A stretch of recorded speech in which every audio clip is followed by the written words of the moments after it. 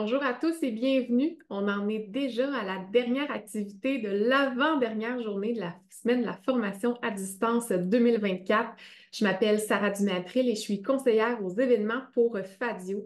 Donc, un beau bonjour à nos participants. Merci beaucoup d'être avec nous cet après-midi. J'aimerais savoir, vous le savez, j'aime toujours vous poser des questions quand on débute nos activités. Donc, j'aimerais savoir un mot pour décrire votre semaine jusqu'à présent. Gênez-vous pas, là, dans le clavardage, vous pouvez nous partager juste un mot. J'aime bien voir défiler vos commentaires, vos impressions. Je vois intense, de très belles découvertes, géniales, inspirantes, enrichissement, dynamique. Je vois instructive qui revient, découverte, excellent, mais c'est tous des très beaux mots qui, effectivement, que ce soit concernant la semaine de la FAD ou pas, qui montrent que vous passez une belle semaine, en fait. Donc, merci beaucoup pour vos partages. On se retrouve cet après-midi pour la conférence Jeux numériques et apprentissage hier, aujourd'hui et demain qui sera présentée par Patrick Plante de la TELUC. Donc, Patrick Plante est professeur en formation à distance et en technologie éducative à l'Université TELUC. Ses projets de recherche actuels portent sur les jeux sérieux et la ludification des contenus, sur le micro-apprentissage, sur l'utilisation de l'IA en formation et sur le développement d'un système d'aide juste à temps pour les personnes étudiantes en difficulté d'apprentissage. Patrick Plante est directeur du Centre de recherche et d'innovation en technologie éducative du Québec, responsable de la rubrique Discussion et débat de la revue Médiation et médiatisation et membre du comité organisateur du colloque ROC. Bonjour Patrick, vous allez bien?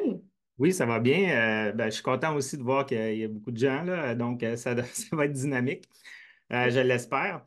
Quelques petites surprises aussi dans la présentation, mais tout d'abord, là, je voulais dire que je suis vraiment content là, d'avoir eu l'invitation pour être là cette semaine, puis d'être là spécifiquement pour la présentation. En tout cas, j'espère que ça va mener à des échanges là, en fin de présentation, là, puis que les gens vont trouver ça intéressant, puis peut-être avoir le goût là, de fouiller ça un petit peu plus, là, l'idée du jeu et de la simulation dans l'apprentissage. Oui, mais justement, je vous laisse commencer votre conférence dans quelques secondes, mais je tiens à vous rappeler qu'on a une équipe de modération qui est avec nous dans le clavardage. Donc, Marie-Ève Deschênes à la modération et Christian Potvin à la régie. N'hésitez pas à nous laisser vos questions, vos commentaires. Nous, on va les prendre en note. Puis, je serai de retour à la fin de la présentation avec Patrick là, pour la période de questions. Et vous aurez également la chance, si vous le souhaitez, de lever la main et de poser vos questions à l'oral. Donc, je vous souhaite une très bonne conférence et Patrick, je vous laisse commencer tout de suite. Merci. Donc, comme vous le savez, on va parler dans cette présentation de jeux numériques et d'apprentissage d'une manière assez large. Souvent, quand on parle de jeu, on a toujours l'impression que c'est un phénomène de mode, que ça vient d'arriver. Donc, je trouvais ça important dans cette présentation-là de montrer un peu les racines, d'où l'hier, hein, pour voir que souvent, les idées qui ont l'air nouvelles ne sont pas si nouvelles que ça. Et puis, ben, bien entendu, de parler du jeu aujourd'hui, notamment avec son impact là, sur l'apprentissage, puis peut-être aussi en terminant, là, puis en ouvrant aussi vers la discussion en parlant de demain. Même si c'est très difficile de parler de demain là, actuellement avec les développements technologiques. Alors, la présentation va être assez classique, là, c'est-à-dire qu'on va se baser principalement, ben, premièrement, qui suis-je, là, pourquoi je suis là finalement, on va en parler, mais pas très, très longtemps.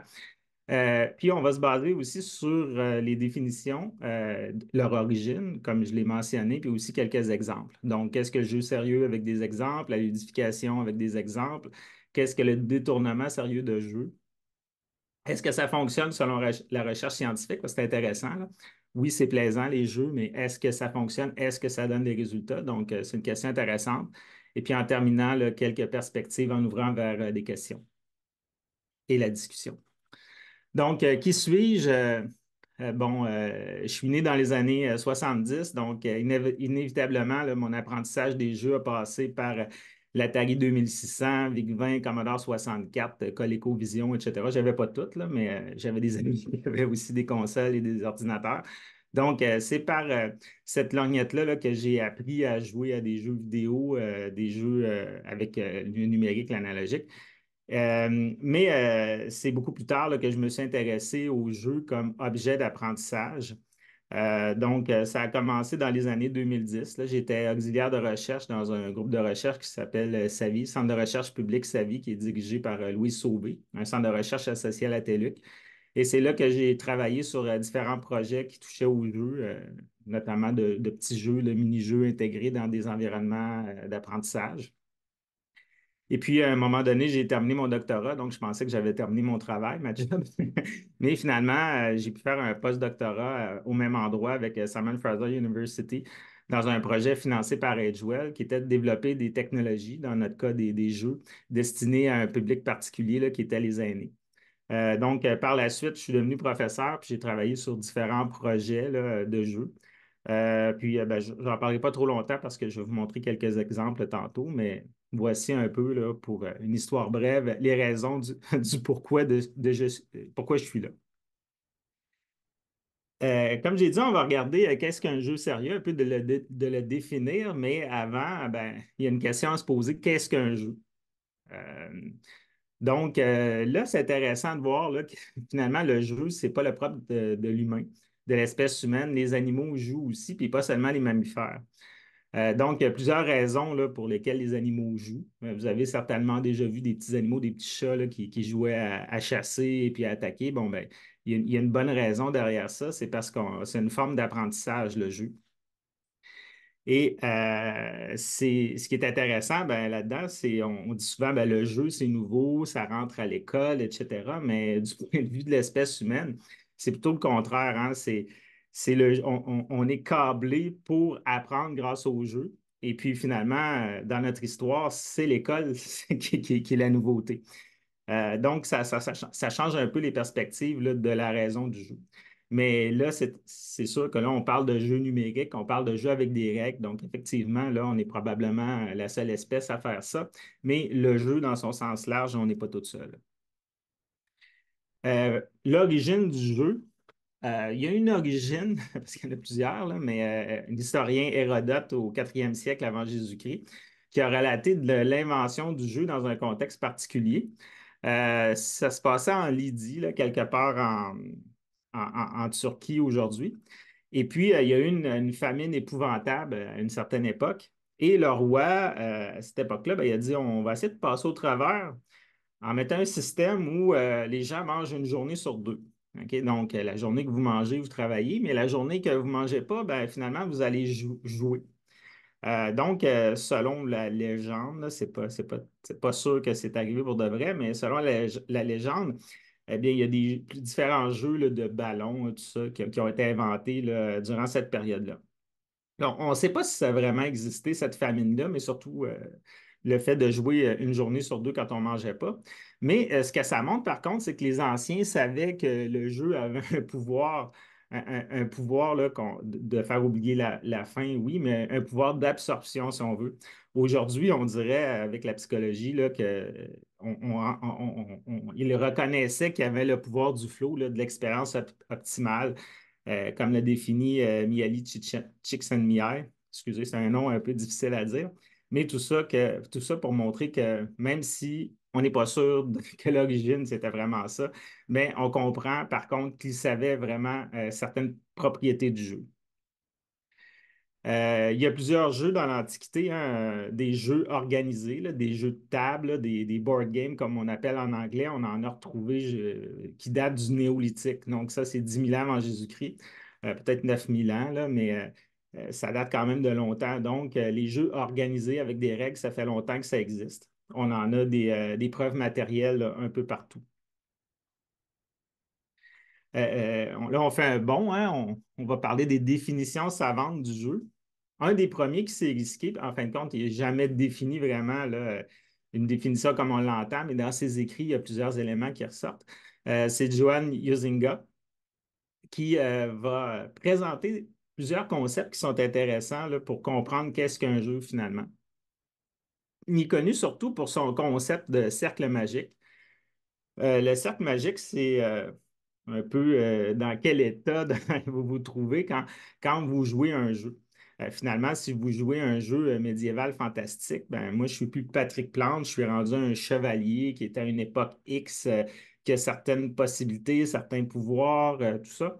Donc, ça me permet finalement de vivre de nouvelles expériences, d'avoir des défis que je n'aurais pas dans la vie normalement, là, je l'espère. C'est surtout si c'est question de terrasser un dragon.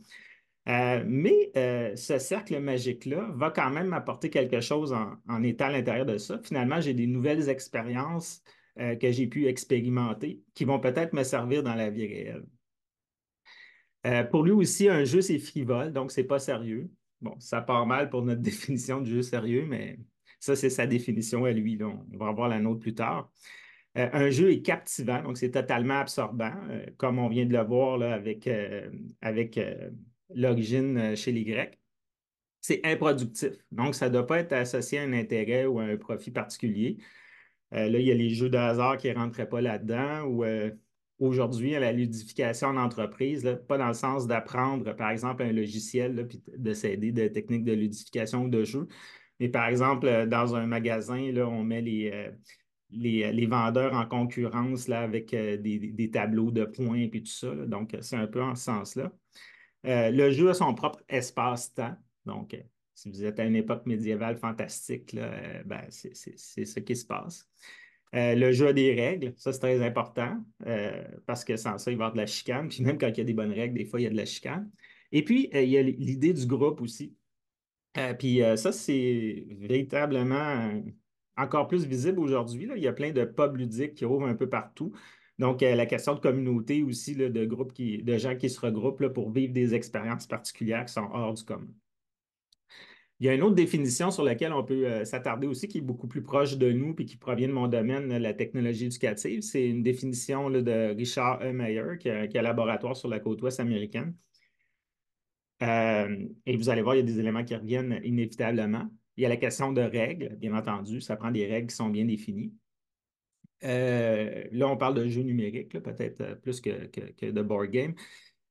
Chaque action, ben, il y a une rétroaction là, qui arrive et pas très longtemps après. Donc, ça, c'est super intéressant, c'est la rétroaction là, dans un jeu. D'ailleurs, un jeu vidéo, c'est une machine à rétroaction. Il y a une stimulation aussi qui est là, notamment par les défis qui sont présentés, puis aussi peut-être avec le niveau des éléments de chance qui peuvent exister. La progression aussi, ça prend une façon de montrer la progression dans le jeu. Ça peut être par des échelles particulières, ça peut être une carte avec le parcours, ça peut être votre personnage qui gagne en pouvoir, etc. Donc, c'est bien là, de voir votre progression de différentes manières. Et finalement aussi, ben, le jeu, c'est aussi pour ça qu'on le prend. Là. Il faut qu'il soit motivant. On ne peut pas seulement compter là-dessus, par contre, là, parce que ça permet de bien démarrer, mais ça se peut que ça tombe à plat plus tard là, s'il n'y a pas d'autres éléments qui sont là.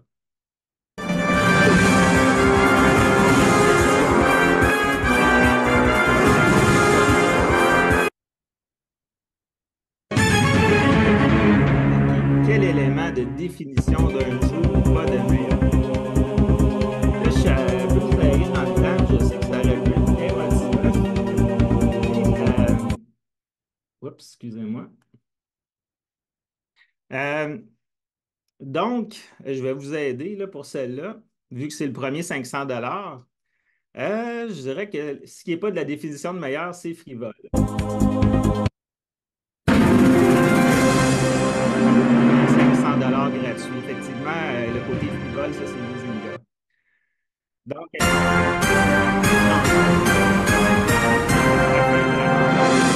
de communication, on devrait peut-être avoir le million.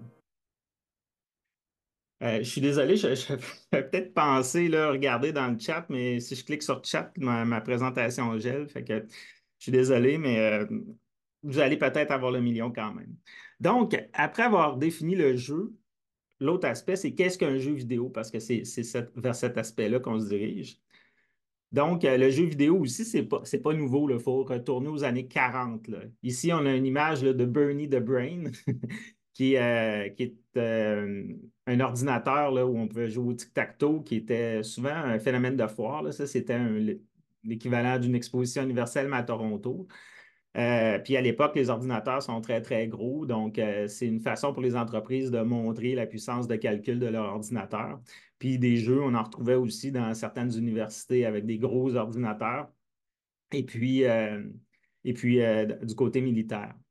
Donc, c'est les premiers balbutiements, là, mais c'est pas tout le monde qui peut jouer à ça.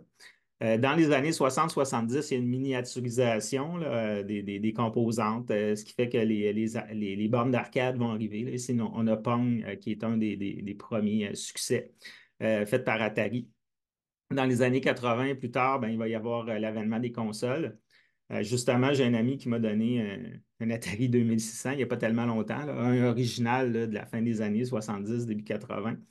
Et puis, ben, il y avait plusieurs cassettes avec. Il y avait justement la cassette d'E.T., là, qui est considérée comme un des pires jeux de l'histoire. Je l'ai essayé, mais honnêtement, je n'ai pas compris comment ça marchait. J'étais tout le temps dans le fond d'un trou. Donc, ça sera peut-être pour une autre fois. Et puis, dans les années 80-90, il y a les ordinateurs là, qui gagnent en puissance. Et puis là, on peut avoir des jeux un peu plus complexes, là. Moi, mon jeu fétiche, c'était le jeu Civilisation, là, qui est un jeu un peu basé sur l'histoire, là, où on développe notre civilisation de l'âge de pierre à l'âge de l'espace. Et aujourd'hui, ben, on peut jouer sur n'importe quoi, hein, sur un téléviseur intelligent, une tablette, un téléphone, une montre. Là, il n'y a plus vraiment de limite où on peut jouer. C'est devenu un phénomène populaire. Il y a des films sur les jeux, il y a des jeux dans lesquels il y a des millions de personnes qui jouent en même temps. Il y a le e-sport, il y a des auditoires aussi sur Twitch, il y a des gens qui vont regarder d'autres gens en train de jouer. C'est un marché très lucratif là, qui dépasse le cinéma maintenant. Et il y a beaucoup de joueurs. Là. On parle de 2,7 milliards de joueurs, mais ça, c'est en 2022, je crois.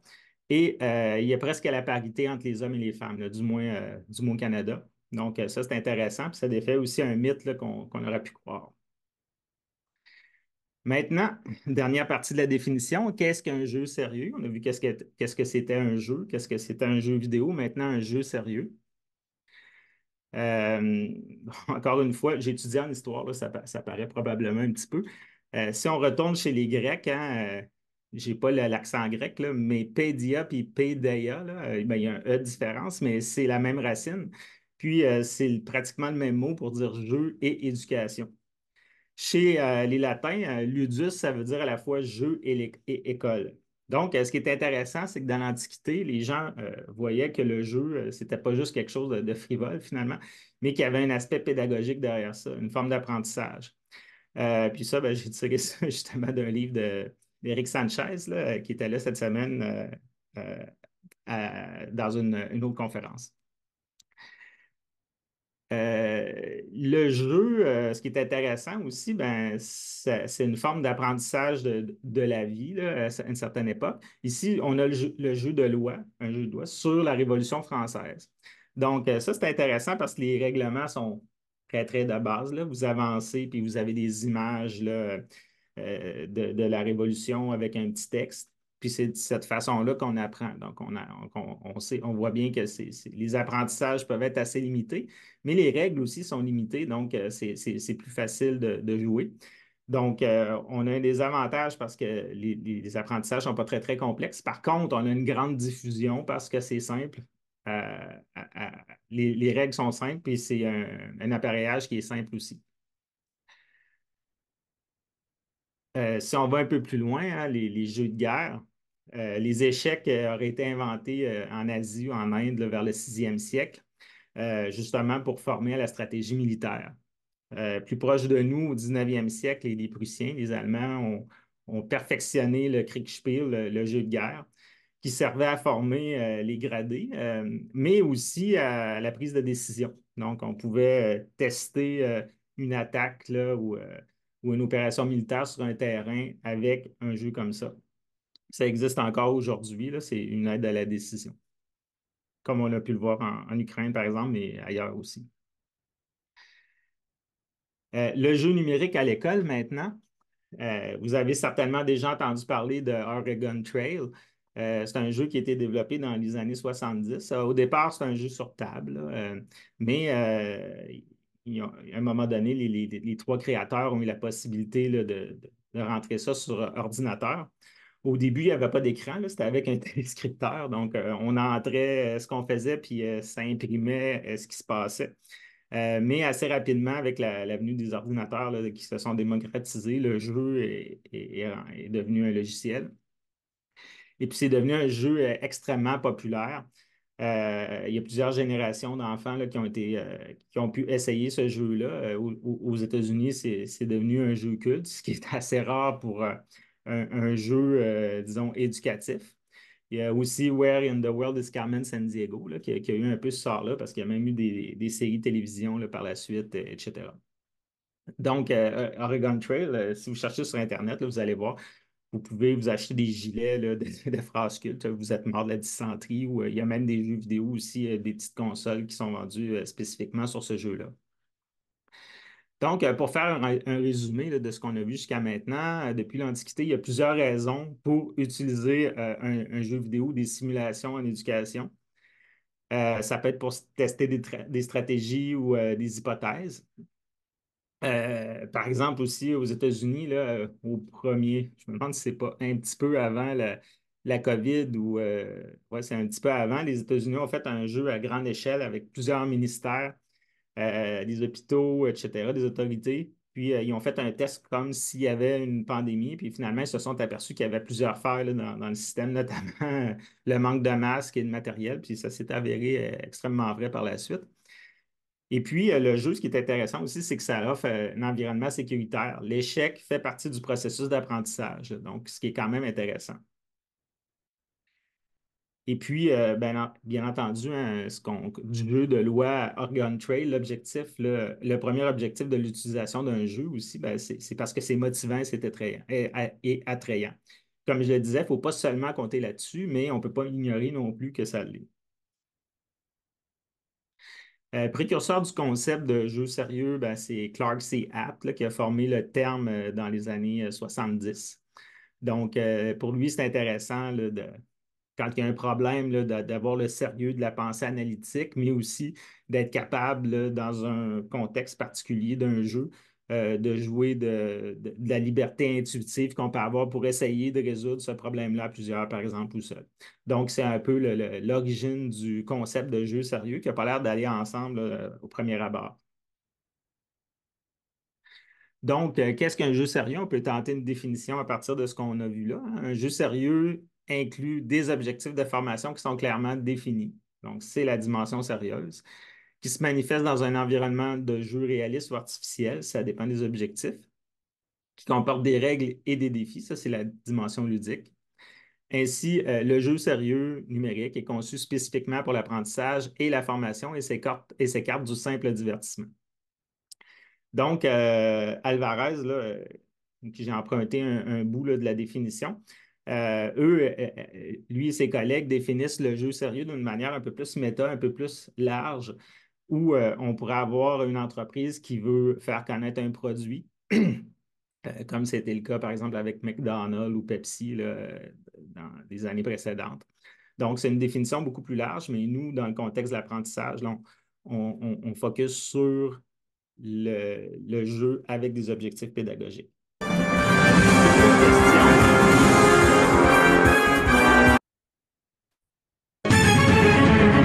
Quel jeu éducatif est devenu un jeu culte? Je l'entends, là, je l'entends penser, c'est horrible. C'est pour 1000 $, vous êtes certain?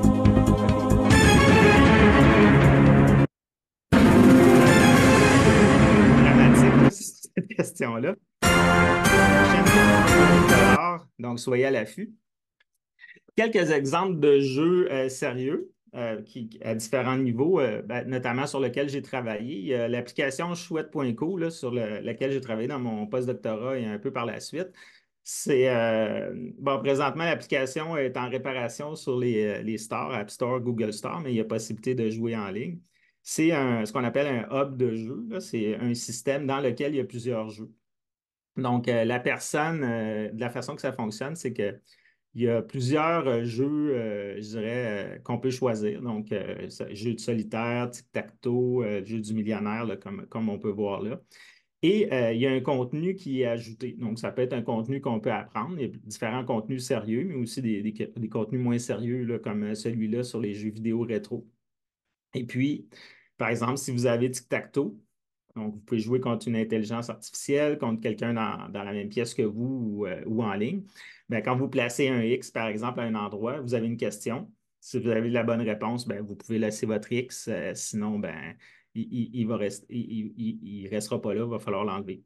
Donc, c'est une façon très, très simple de réviser un contenu, par exemple, ou d'apprendre quelque chose de très, très ludique.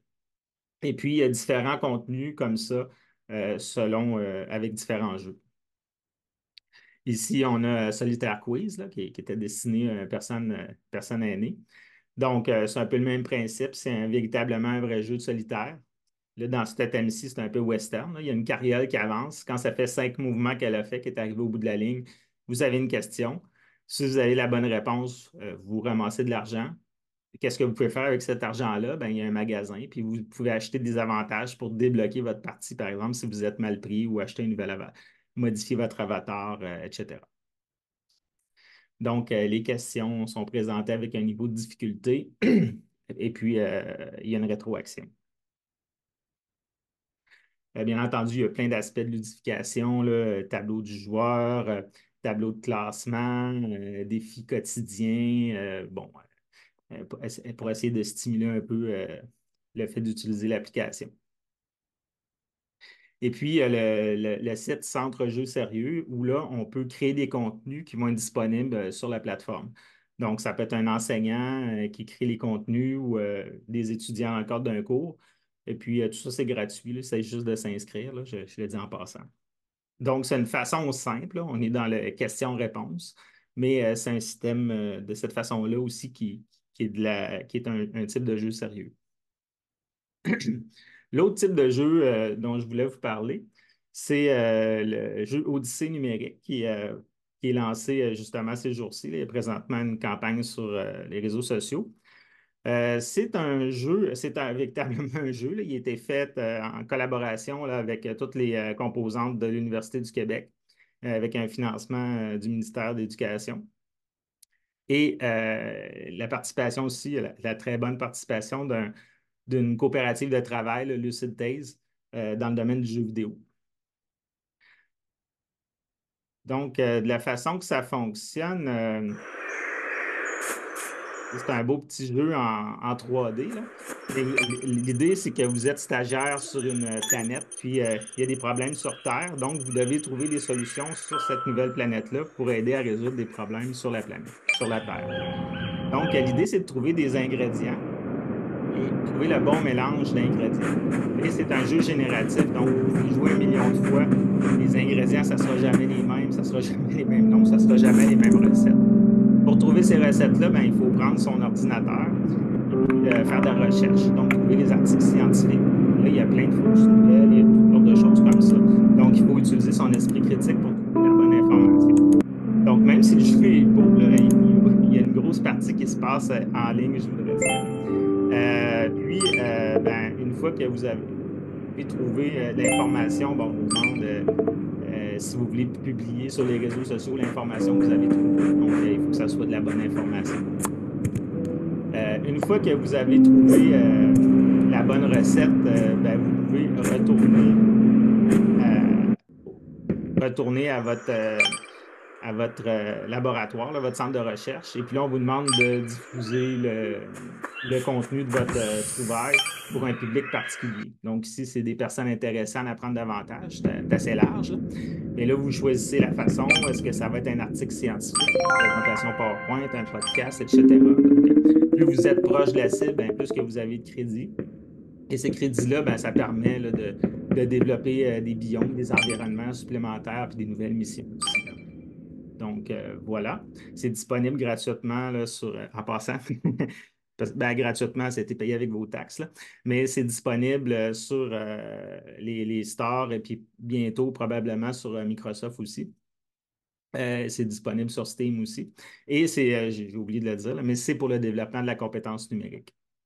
Il y a aussi Slice Fractions. Je n'ai pas travaillé sur ce projet-là, mais c'est un projet aussi qui a été développé au Québec.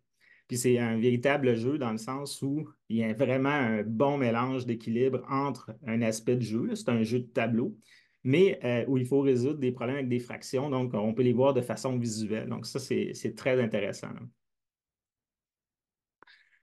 Maintenant, qu'est-ce que la ludification? Donc, c'est un autre concept important là, qu'on voit souvent. Je me référais à une définition là, qui a été donnée par la chercheure Maud Bonenfant. Hein, la ludification, c'est des éléments qui sont propres au jeu, c'est des mécaniques de jeu qui doivent être utilisés dans des contextes extérieurs au jeu afin d'augmenter l'engagement, la motivation, la participation et améliorer l'expérience de l'usager dans le but d'avoir des effets sur son comportement pour la réalisation de tâches. Donc, finalement, c'est l'utilisation de mécaniques de jeu dans un contexte qui n'est pas un jeu.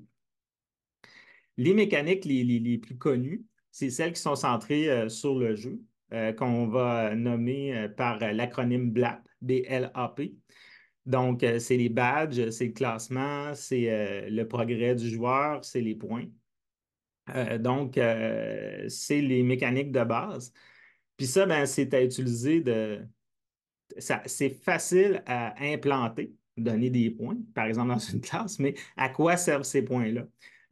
C'est là où c'est un peu plus difficile à utiliser dans le sens où il faut une plus-value, il faut avoir un usage de ce qu'on va collecter. Comme par exemple, si j'ai beaucoup de badges, j'ai des badges, qu'est-ce que je vais faire avec ces badges-là? Je peux les montrer sur Facebook, par exemple, mais qu'est-ce que ça va me donner en plus? Donc, il manque souvent une signification là, dans l'utilisation de ces mécaniques-là. Mais c'est quand même des mécaniques intéressantes si on sait bien les utiliser.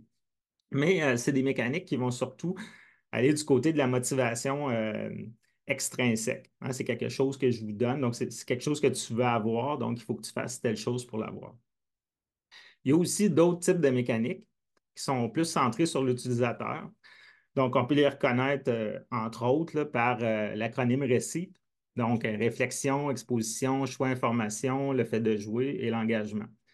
Donc, ces types d'éléments-là ont surtout été mis de l'avant là, par UK Chu, qui est un programme Octalis là, qui est basé là-dessus. C'est un peu plus commercial, mais finalement, qui sont des mécaniques qui vont jouer sur la motivation intrinsèque plutôt que d'offrir des points là, puis de courir après ça. Donc, c'est une plus-value vraiment intéressante parce que la motivation intrinsèque, si on est capable de l'activer, entre parenthèses, on a beaucoup plus de chances de succès. Par contre, c'est un peu plus difficile à atteindre. Mais il y a quand même là, des façons de faire là, de plus en plus là, qui permettent ce type de motivation-là. Un exemple de ludification, ben, il y a Duolingo, qui est probablement un des champions de toute catégorie, là. Par exemple, ici, vous avez une représentation, là, vous avez trois jours de suite, bravo. Vous avez des points d'XP par rapport à ça. Il y a plein d'éléments à collectionner, il y a des badges, etc. Vous allez aussi avoir des notifications. Hey, ça fait 24 heures qu'on ne t'a pas vu, qu'est-ce qui se passe, là? Donc, il y a des bons côtés à ça, mais il y a aussi des mauvais côtés, là. En tout cas, si ça vous intéresse, il y a plein d'études là, sur Duolingo, là, sur Internet, justement, à ce propos-là. Je voudrais donner aussi un autre exemple, hein, Classcraft, qui est québécois, là. Vous en avez certainement déjà entendu parler. Ça montre un peu ce que c'est aussi la ludification. Donc, Classcraft, ce n'est pas un jeu, hein, mais ça englobe la classe d'une certaine façon. Donc, les étudiants vont quand même travailler sur leurs travaux d'équipe, sur leurs devoirs, sur leur apprentissage. Par contre, on ajoute une dimension parce qu'on va donner des points, des pouvoirs selon ce que les étudiants en font. Ils peuvent en perdre aussi. Donc, c'est une façon aussi de venir jouer sur le comportement ou la désirabilité de certains aspects. J'ai entendu dernièrement qu'il y a eu des problèmes là, dans des autobus scolaires. Donc, je ne sais pas si c'est le chauffeur ou quelqu'un dans l'autobus, mais l'autobus est devenu aussi une zone où on pouvait avoir des points dans le Classcraft ou en perdre. Donc, il paraît que ça a eu un impact là, quand même sur l'autobus là, scolaire à ce moment-ci. Donc, dernière catégorie là, que je vais vous présenter aujourd'hui, c'est les détournements sérieux de jeu. Donc, déjà, il y a quand même plusieurs années, là, en 2007, James Polgy, qui est un chercheur, là, avait avancé déjà, je pense, c'est 25 raisons pour lesquelles les jeux sont intéressants. Puis on peut faire des apprentissages avec les jeux vidéo, même si ce n'est pas destiné pour ça. Par contre, le détournement, c'est vraiment un peu autre chose, là. C'est l'utilisation d'un jeu commercial, par exemple, mais avec une visée pédagogique. Donc, ce n'est pas un jeu qui a été conçu pour apprendre, mais on peut l'utiliser en ayant des objectifs particuliers pour un usage en classe. C'est le cas de Minecraft. Donc ici, là, on a une représentation là, de la reconstitution de la bataille des Plaines d'Abraham puis de la ville de Québec en 1759. Donc, c'est pas destiné à ça, Minecraft, à la base, mais il y a plein d'usages là, qui peuvent être faits en n'importe quelle matière. Puis maintenant, il y a une version éducative, là, mais avant ça, il n'y en avait pas, puis c'était quand même très largement utilisé. Donc, ça, c'est un bon exemple de détournement de jeu. Et il y a aussi, je vous ai parlé tantôt de civilisation, mais il y a aussi son pendant libre, Freeceive, qui peut être utilisé gratuitement en classe, puis on peut même mettre des scénarios, etc. Donc, ce n'est pas fait pour l'apprentissage au premier abord, mais ça peut être utilisé pour ça aussi. Donc, c'est un autre exemple intéressant. Autre question, je m'y attendais pas. Quelle est la différence entre un jeu sérieux et la ludification? Donc, il n'y a pas de différence, la technologie, l'âge des joueurs ou la ludification n'est pas un jeu. C'est probablement celle-là la bonne réponse parce que c'est elle la plus longue. Bravo.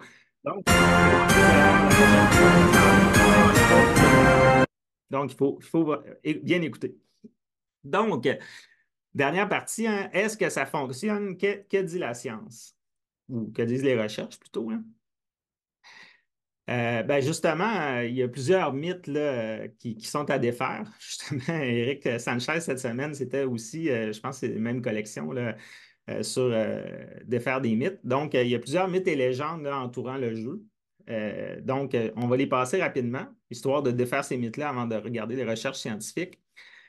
La première, c'est que le jeu est une idée nouvelle, donc on n'a pas besoin de réponse. Je pense que vous êtes là depuis le début, donc on n'est pas obligé de répondre à ça. Le jeu est une ruse pédagogique. Donc, oui, le jeu peut être utilisé avec de la ruse, là, notamment avec les mécaniques obscures là, qui peuvent venir jouer là, sur le comportement des gens pour acheter plus dans les jeux, etc.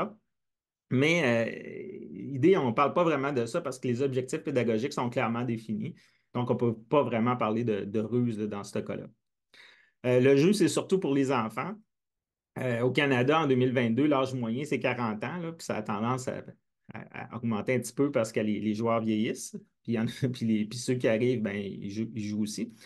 Et puis, fait surprenant, hein, chez les femmes, là, la tranche d'âge qui joue le plus, c'est de 55 à 64 ans avec près de 8,4 heures par semaine. Donc, c'est quand même intéressant. La ludicisation, ludification, là, c'est pas la même chose tout à fait, là, mais permet d'améliorer les apprentissages. Pas nécessairement, là, ça veut dire que oui, mais on ne l'a pas toujours prouvé là, dans les recherches scientifiques. Par contre, ceux qui expérimentent ça peuvent dire que la classe est plus intéressante et les enfants ont plus le goût de venir, sont plus motivés. Donc, même si c'est juste pour ça, c'est déjà un plus. Le jeu est une activité solitaire qui privilégie la compétition. Pas nécessairement. Puis d'ailleurs, la recherche scientifique a montré il y avait des bons aspects là, du jeu, surtout quand c'était des jeux en collaboration. On apprend surtout des connaissances procédurales en jouant. On est porté à le croire, oui, mais il y a aussi de la réflexion complexe qu'on peut faire dans des jeux, là, notamment si on joue un jeu sérieux sur les camps de réfugiés. On s'entend que ce n'est pas nécessairement pour des compétences procédurales, mais aussi un aspect réflexion à l'intérieur de ça. Les jeux, c'est pour apprendre ou enseigner, pas pour évaluer. Ben, les jeux, c'est des machines à évaluer, là. On peut collecter beaucoup de données, donc ce n'est pas vrai de ce côté-là. L'intelligence artificielle va permettre de remplacer les enseignants par des jeux. J'espère pas tout de suite. Mais l'idée aussi, c'est que l'école, ce n'est pas un jeu perpétuel non plus. Donc, c'est une activité intéressante, mais on ne peut pas mettre des jeux tout le temps. On apprend mieux en jouant, finalement, dernier mythe. Pas nécessairement, hein. Si c'est un mauvais jeu, on n'apprendra pas mieux non plus. Donc, ce n'est pas automatique. Non! Pourquoi le jeu n'est pas une ruse pédagogique?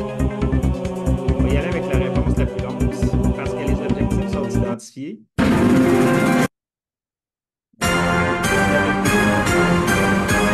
va avancer. Donc, on est du point de vue de la recherche. Là, je vais passer un peu vite, mais je vais vous donner la substance quand même. Depuis les années 2010, là, il y a beaucoup de recherches, surtout dans le domaine de la santé. Et, mais c'est un sujet de recherche qui est difficile, étudier les jeux vidéo parce qu'il y a tellement de domaines, il y a tellement de types de jeux différents, il y a tellement de genres, puis il y a des publics différents aussi. Comme par exemple, Pac-Man, c'est un jeu, puis Assassin's Creed aussi, c'est un jeu, puis ils ont plein de trucs communs, ils ont des règles et tout ça, mais c'est vraiment pas la même chose. Donc, c'est un sujet d'étude qui est quand même assez difficile. Il y a plusieurs méta-analyses, là, on va passer rapidement là-dessus, mais il y a quand même de plus en plus de recherches qui font en sorte qu'on peut faire des méta-analyses puis dégager des éléments où les jeux sont intéressants. Mais dans les méta-analyses, vous n'aurez pas je dirais, de trucs très, très fins là, pour vous servir à vous, mais il y a quand même des études qui peuvent le faire, là, comme je vais vous le montrer tout de suite après. Mais finalement, je vais passer rapidement, mais ce qui est intéressant de voir aussi, c'est que, comme je le disais tantôt, l'idée de jeu collaboratif, c'est très important parce que ça a des bons points là, en ce qui concerne les avantages pédagogiques du jeu pour les types d'apprentissage, là, on peut le voir dans les méta-analyses. Là, par exemple, en mathématiques, ça donne de bons résultats. En français, telle année, ça donne de bons résultats. Mais on ne sait pas nécessairement toujours c'est quel type de jeu, avec quel public, sur quelle période, mais ça donne des indications. Un qui va vraiment nous donner des indications assez intéressantes, là, c'est Richard Meyer. Dans un livre là, qui est sorti il n'y a pas tellement longtemps, je pense en 2020, là, c'est un Handbook of Game Learning, Game-Based Learning. Puis, juste à titre d'exemple, comme ça, il a tiré plusieurs éléments là, qui, dans les recherches, donnent des résultats intéressants. Donc, par exemple, présenter les mots sous forme orale, utiliser un style conversationnel, donc, par exemple, là-dessus dans le jeu. Offrir des informations avant le jeu. Donc, on ne donne pas le jeu à l'enfant, par exemple, ou à la personne, puis dit, joue à ça, puis tu vas apprendre. Ça prend une préparation, là. Puis ça prend aussi un retour à la fin. Donc, fournir des conseils ou des explications. Fournir des explications. Ça, j'essaie de comprendre.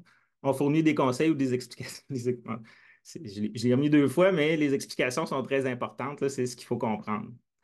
D'ailleurs, j'ai commis avec un de mes étudiants, là, qui est maintenant professeur, un guide de bonne pratique pour la conception de jeux thérapeutiques destinés aux aînés. Et puis, oui, c'est destiné pour les gens qui s'intéressent, qui veulent créer des jeux pour les aînés, mais honnêtement, les conseils qu'on a donnés, c'est pas mal les mêmes pour n'importe quel public, là. Et puis, il y a certains éléments là, qui, selon la recherche, puis selon les expériences aussi, pour lesquels le jeu est vraiment intéressant. Et puis, on l'a vu depuis l'Antiquité, hein, la motivation. Les jeux sont motivants, ils offrent des défis. Et puis, ça permet aussi à la personne d'avoir une forme de contrôle, si on veut, sur ce qu'elle voit à l'écran, si c'est un jeu numérique. Mais on ne peut pas compter uniquement sur la motivation, mais c'est un aspect incontournable. L'autre, c'est la pratique. C'est sûr que quand on joue un jeu vidéo, là, on va se tromper, on va recommencer, mais l'échec fait partie du processus d'apprentissage. Donc, le jeu est fait généralement pour ça. Il y a l'évaluation aussi, comme je l'ai dit, c'est une machine à évaluer. Donc, il y a plusieurs aspects qu'on peut évaluer. On ne parle pas toujours nécessairement de donner une note là, en jouant un jeu, mais de voir si les personnes ont compris les concepts, etc. Renforcement, donc ça fait behavioral, là, mais je veux dire, plus que vous jouez, plus que vous apprenez, ben, c'est quand même une bonne chose. Et finalement, ben, la rétroaction. La rétroaction, c'est hyper important. Puis le jeu, ben, c'est une machine à rétroaction.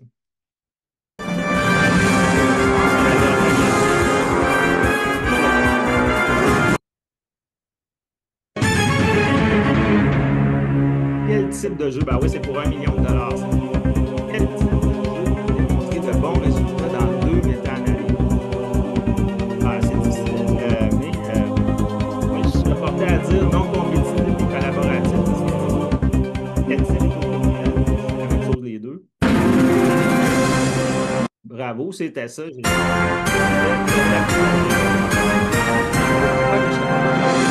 Bravo, on a 1 million à se séparer, tout le monde ensemble, là. Donc, à 5h05, là, on regardera ça, comment on se sépare ça entre nous.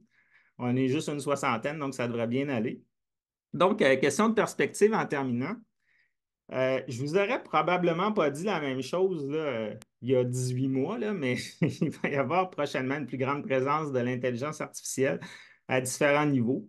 On peut penser, par exemple, à la génération d'environnement, à la demande pour l'exploration en réalité virtuelle là, d'un environnement quelconque. Ça existe déjà dans les jeux là, avec des environnements génératifs, là, mais on pourrait penser à un usage plus axé vers l'apprentissage de personnages non joueurs intelligents avec des objectifs, là, un genre de Socrate qui vous suit là, puis qui fait de la maïeutique avec vous là, pour vous faire progresser et réfléchir. Donc, on parle de finalement on parle vraiment pas là, de motivation extrinsèque à ce moment-ci, là. On est plus dans la motivation intrinsèque. Et ben, là, j'y vais en vrac, là, mais de réglementer des mécaniques obscures. On ne parle pas nécessairement de jeux là, qu'on voit dans les écoles, mais de jeux là, avec lesquels les enfants jouent, notamment les jeux gratuits. Et ben, finalement, on a besoin de recherche aussi là, pour trouver les bonnes modalités, ça c'est certain. Et puis, il y a quelque chose aussi qui est intéressant, puis c'est une époque vraiment foisonnante parce qu'il y a plein d'outils là, de conception de jeux qui sont maintenant accessibles, même gratuitement. Il y a une démocratisation de ce côté-là. C'est sûr que pour avoir les gros jeux, les grosses applications comme Unity ou Unreal Engine, là, c'est des usines à gaz à faire fonctionner, mais avec l'intelligence artificielle, là, il y a peut-être beaucoup d'aspects là, qui vont pouvoir se concrétiser là, plus facilement, là, disons en prompt plutôt qu'en connaissance, là. Donc, dans le cadre d'une classe, ça pourrait être intéressant ou d'une activité de formation en entreprise, par exemple. Alors, voilà, j'ai réussi à garder 10 minutes pour qu'on puisse discuter si vous avez des questions. Alors, voilà, je vais arrêter ma présentation. Alors, je suis tout oui. Oui, merci beaucoup, Patrick.